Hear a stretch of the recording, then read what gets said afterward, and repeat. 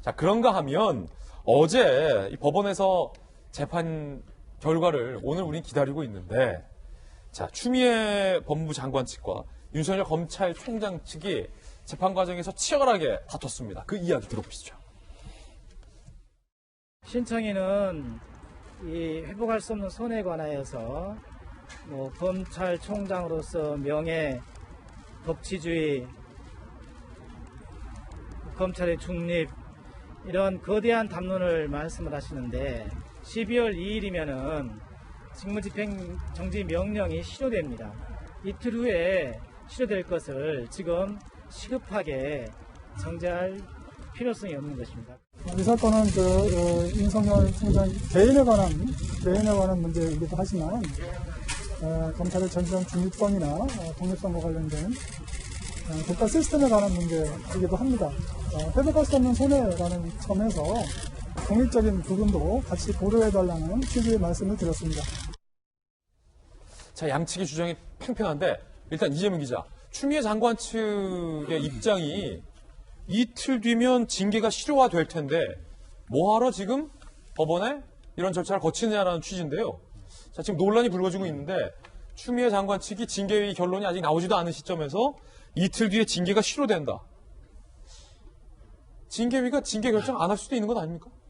그렇죠. 그러다 보니까 논란이 이제 커지고 있는 거죠. 그러니까 저 얘기를 다시 한번 풀면 그러니까 지금 윤 총장 측에서 직무 배제를 취소해달라 이렇게 요청을 하는 거죠. 그런데 지금 법무부 변호인 측에서 추미애 장관 측 변호인은 내일이면 징계가 열리고 거기서 결론이 나면 취소달라는 의미가 없어진다. 이 얘기는 다시 해석을 하면 결국 내일 징계위에서 해임 결정이 날 텐데 직무 배제를 취소하는데 무슨 의미가 있느냐라고 해석될 여지가 있는 거죠. 그래서 이제 논란이 커지고 있는 건데 그렇게 따지면 거꾸로 지금 논란이 됐던 이유가 뭐냐면 징계 청구 결과가 나오지도 않았는데 왜 직무 배제를 하느냐 이게 사실 논란이 됐던 겁니다. 참여연대도 그 문제를 지적했던 거고요. 최소한 뭐 징계가 나서 해임이 되면 직무 배제할 수 있는 거죠 당연히. 근데 징계가 나오기도 전에 왜 직무 배제하느냐가 문제가 되는데 지금 추미애 측 변호인 입장에서는 이미 해임이 날 거기 때문에 직무 배제했다 이런 얘기가 되는 거잖아요. 예.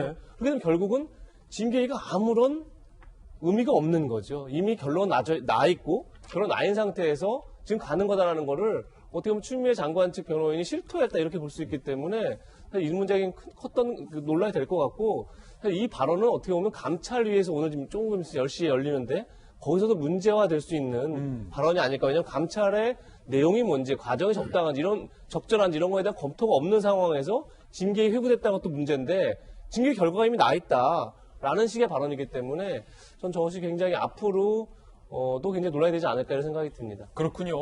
오늘 이 법원이 어떤 판가름을 내릴지가 상당히 양측에게 그리고 우리 국민들에게 모두 중요합니다.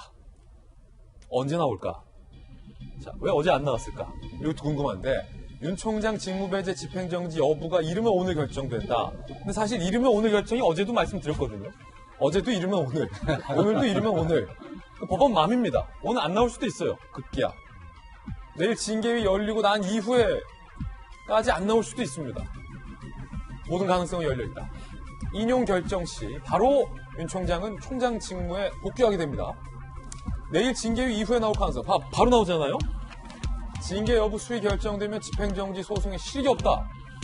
자, 그렇다면 김병민 비대위원님, 법원의 판사는 개인의 양심과 법적 소신과 원칙에 따라서 판단을 하겠지만 자, 일단 이 시점을 언제 발표하느냐의 시점이 일단 정치적으로 매우 중요한 의미를 가져버렸잖아요. 네. 법원이 내일 징계위 전에 적어도 오늘 발표하느냐 아니면 징계위 이후에는 뭘 발표해도 소용이 없으니까 그렇죠. 그때는 본안 소송으로 따져야 됩니다. 오늘 발표를 안 하느냐 이 판단을 판사가 하게 될 텐데 예.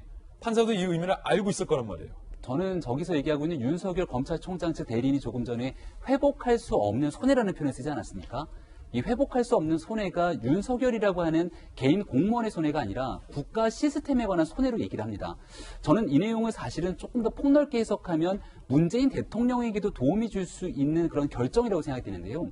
아주 만약에 법원의 판단이 나지 않고 내일 징계위원회에서 최종적으로 중징계 결정이 나옵니다. 그럼 징계 결정으로 끝나는 것이 아니라 여기에 대한 의사결정을 누구의 몫으로? 문재인 대통령의 몫으로 넘어가게 됩니다. 그럼 문재인 대통령이 검찰청법에 규정이 돼 있는 2년의 임기 보장된 총장을 조금 무리하게 보일 수 있는, 상당히 무리하게 보일 수 있는 징계위의 결정에 따라서 해임 절차를 밟았다. 나중에 본안 소송을 통해서 드러나는데 결국 윤 총장에게 제기되고 있는 문제들이 허무맹랑한 것이었다고 드러나게 되면 어떻게 됩니까?